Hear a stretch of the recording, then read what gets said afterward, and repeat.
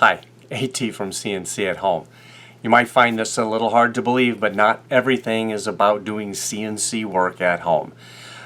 Recently, some friends of ours went on vacation and they left their chrysalises and caterpillars with my daughter to watch after while they were gone.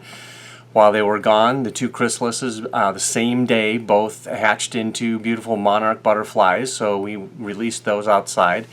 And then several days later, the remaining caterpillar climbed up the side, hooked himself up to the top, and turned into a chrysalis. And when that was happening, I thought it would be great to do a quick video of that. So I got my camera out, set it into time-lapse mode. This is the second intro I'm doing because the camera was still in time-lapse mode and my intro lasted just a few seconds.